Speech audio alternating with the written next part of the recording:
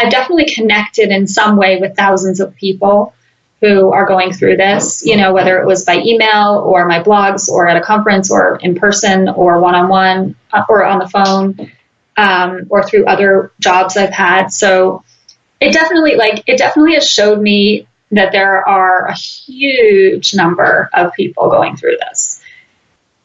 Well, I started to do my own consulting practice about 6 years ago.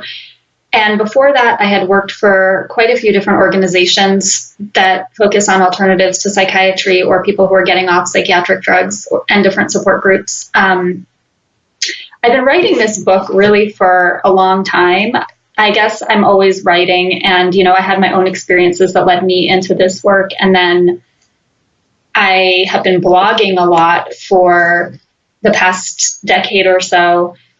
And so that's really what this book came out of. I wanted to organize all of my writings about alternatives to psychiatry and getting off psychiatric drugs into a book so that people could have not only all the knowledge that I've learned and all the things I've come across, but also it's a workbook so that people can write their own experiences. So I'll just show you a little bit of at the end of each chapter, I'm not sure if you'll be able to see, but there's a workbook section. I don't know if that comes up, but basically for each chapter, the reader can write their own story at the end. So that was something that came out of this process of writing the book. I wanted the reader to be able to explore their own journey within reading my journey. It's weird that so many people don't know that so many people suffer from psychiatry, because I get so many emails from people telling me the stories of how they've suffered from psychiatry, and I've worked with so many people. So to me, it's so obvious that so many people are suffering with, adverse effects and withdrawal. But then you're right, the general public a lot of times just doesn't even know that. And it's just very strange having these two worlds of people who aren't aware of it at all and people who are it's totally obvious, So I'll just talk a little bit about the topics in the book. Basically, first I talk about my own story and what I went through in psychiatry, and then I go into understanding how the system works, which a lot of people know, but it's good to have it in a book so that even for people who know can then share it with others, maybe family members, friends, employers, people who don't know. And then I talk about alternatives to psychiatry, gathering resources and support. So how to find support for the withdrawal process, because that's always such a huge thing for people. I think that's really one of the things that makes or breaks it for people, is having enough support. And then I talk about the withdrawal process itself, and how to find your own language for what's going on, because I think a big part of breaking free from the psychiatric paradigm, as well as psychiatric drugs, if that's someone's choice, is to find a new story for themselves, to find a new way of understanding what's going on.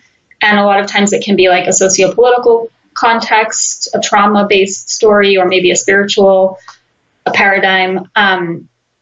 So I guess I want to talk a little bit more about all the things in the book, but it will be a long answer. So maybe I'll stop there for the moment, and then I'll talk more about the other sections in a minute.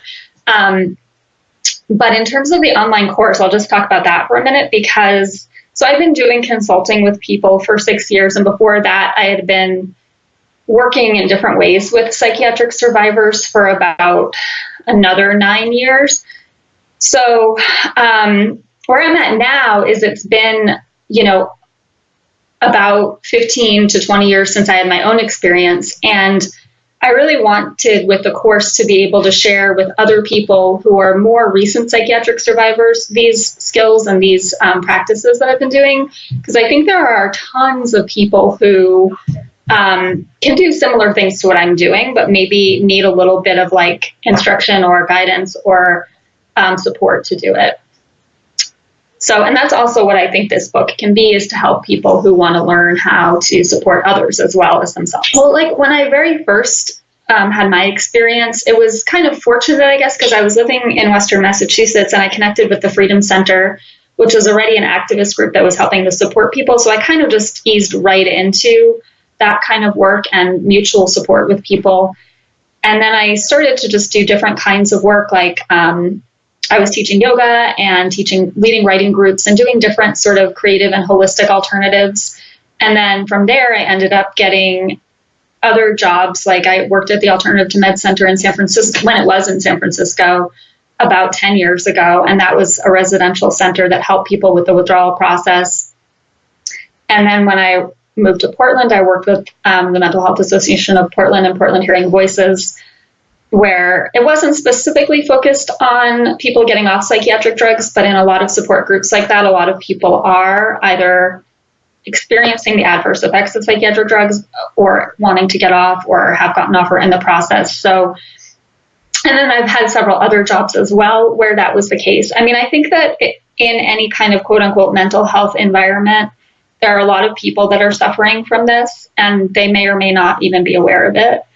But as psychiatric survivors who've been victimized by it, I think we're acutely aware of it. And then we have to find ways, I think, to share what we know with those who are interested, who want to learn. And I also, I really try to focus a lot on people who want to, and not to try to pressure anyone who, maybe doesn't want to or doesn't feel safe getting off psychiatric drugs. Because there are enough people that are desperately trying to, so. Really interesting question. I think that it so varies from individual to individual. And that's like a big part of what I've learned is that there's really no formula.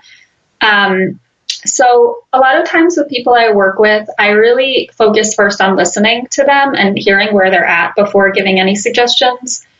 I think rest is really important, like somebody having a quiet space to rest and recover for almost everyone. But then, for some people, it's like there's a lot of extra energy and it's really important to be releasing it with some kind of physical activity. I definitely think eating regularly is extremely important. And in terms of nutrition, it's like people really have different needs and are in different places with it. So I really try not to have a formulaic approach, but I think another thing, I'll just start to talk a little more about these chapters in answering your question. The next one is turning trauma into medicine. And I think that that's a really key thing in people going through this journey, because a lot of times, like I mentioned, a lot of times people who are getting off psychiatric drugs really also want to help others. And that's a big part of their journey. It gives them a sense of purpose. But I think whatever it is that gives someone a sense of purpose, where whatever they experienced that led them into psychiatry and psychiatry itself, the trauma of both of those things, or all of those things, can be turned into something that has meaning and a sense of purpose. Like, why did this all happen? And a lot of people find that if they connect with others who are going through something similar, that it gives a sense of purpose. Connecting with the worldwide movement. So if people are on the internet, there are a lot of ways to find other psychiatric survivors in different social media platforms. Like there are a lot of Facebook groups. On my blog, I have a couple of blogs where I list all the Facebook groups. There are way more now, but because I wrote those blogs a while ago, but I list a lot of Facebook groups that people can join to connect with other psychiatric survivors. And, there are a lot of Twitter, not groups, but like Twitter people that talk about it on Twitter. And of course, like having online connection. And then there are other like specific forums. I mean, I created a forum on my website pretty recently for people to connect. And then there are several other forums that are pretty big, like Surviving Antidepressants, which a lot of people connect on, not just for antidepressants, but for any psychiatric drugs. And then there are quite a few different online forums. But the other thing that I like to recommend to people is if they do need more local or at least phone or video contact, to reach out for that as well, because online contact can sometimes not be quite enough to really help people. And of course, if there are local support groups, that's great. In some areas, there's a lot more going on locally, and people might be able to go out to events or to groups that are focused on this, like if there's a Hearing Voices group in someone's area, or an Alternative to Suicide group, or other types of activist groups.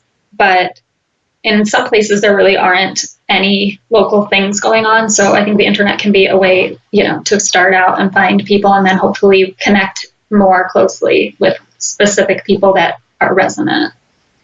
Yeah, I mean, I think every little thing that we do makes a difference. And, I know that recently there have been more mainstream articles about this topic, and that's really cool. And I think that, the narratives are starting to get further out there, and I think more and more people are recognizing that psychiatry is a problem for a lot of people, and that there aren't enough alternatives that are accessible and available to people, and like ways to help people get off and recover from the harm. So I do think that there's, in a lot of ways, progress being made. And then, of course, there's also like this pushback, from the pharmaceutical industry and all the other sort of propaganda that goes along with that.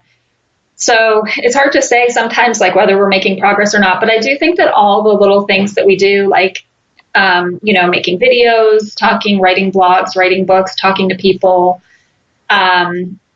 teaching, I think that they all do make a difference. And I think that really my advice to any individual who wants to make a difference is to do the thing that you're most excited about and that feels most doable and workable for you. Because I know that, of course, some people have anonymity issues and don't feel comfortable sharing their story publicly, but there are a lot of ways to share it without your name or your face on it. So show it again. This is the book, Freedom from Psychiatric Drugs, a manual and workbook for psychiatric survivors. And so supporting the body is another section in this book, and that's another part that I think a lot of psychiatric survivors in that psychiatric drugs have harmed our bodies, learn how to recover as much as possible from that harm by supporting the body with, adrenal support, and sometimes people do it through herbs and nutrition and exercise and rest, things like that, as well as gentle exercise or, the type of exercise that is suitable to that person at that time. And then kind of continuing with some of the topics we've already talked about, I think finding some meaning, of course, some kind of meaningful work is really important for people. And it doesn't necessarily have to be like work in the sense of paid work. It could be, and that's often helpful, but especially financially for people, but finding some kind of meaningful work coming out of it. And then another thing, going back to your last question, I think for a lot of people who eventually do want to be more public with their story, that can be actually quite healing and helpful for some people to share publicly what they've gone through and to really like own their experience in their own words and like what they experienced versus what someone else's story was about their experience. Because a lot of times for psychiatric survivors, their story gets taken away and they get silenced by someone else telling what happened or diagnosing them or talking about them in somebody else's words rather than the words of the person who experienced it. And then I also talk in the book about suicide, like surviving the loss of people through suicide, because it's a really big topic. Often, psychiatric drugs and the whole experience that surrounds them can lead to a lot of suicides in the movement and amongst one's, friends. And that is hard in and of itself, but that also, of course, the suicidal feelings that people experience when going through it, especially, because of how hard the withdrawal is and also the effects of psychiatric drugs, sometimes causing suicidality, and also, of course, the trauma that started the whole thing to begin with that can be, can cause feelings of suicidality. So I talk about that, and then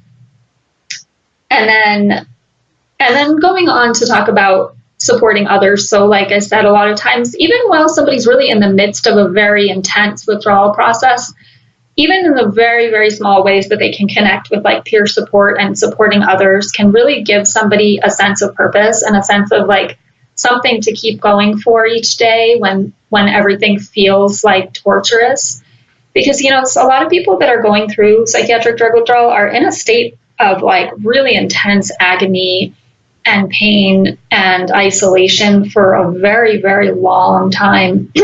So I think that without a sense of like mutual support while going through that, it can feel almost completely hopeless for some people and just unbearable. But a lot of folks who do have some kind of peer support and other support can hopefully it can give somebody a sense of like something to keep going each day for. And then, so yeah, I talk about like how to support others. And then of course, like sometimes once somebody gets a little further along in the process and has completed withdrawal or is just starting to feel better, which happens for a lot of people, obviously not everyone, but there can be, you know, a desire to support others. So I talk about like how to support others without interfering and like without just going around telling everyone what to do or telling everyone they should, you know, get off drugs if they, you know, because like I know that a lot of people after going through all this, they really, really want to help other people, but sometimes it's important to learn a bit about how to help others without bombarding them or interfering or being codependent or like just telling other people what to do, or just assuming that like what helped you will help somebody else, because that's often not exactly true. And then I talk a little bit about therapy also, because I think that therapy can be helpful for some people, but it can also be very traumatizing and re-traumatizing if people have had bad experiences with it. So I talk about the nuances of that and maybe how to assess a therapist, how to possibly find a therapist that will be helpful and not harmful. And then finally, I talk like at the very last chapter is about like reconnecting with other things in life, having fun again, and just like starting to identify with other parts of oneself and other interests and things that gave somebody a life, maybe if they had one before psychiatry, and just like reconnecting with passions and interests and stuff like that. The other thing I should mention is that this book is a workbook as well as a book, but it also comes as an ebook. So you can get either this print book or the ebook, and they're both exactly the same. The ebook is a little bit less expensive. So, you know, if that's a factor, I just wanted to mention that for some people that might be another option if you want to read it.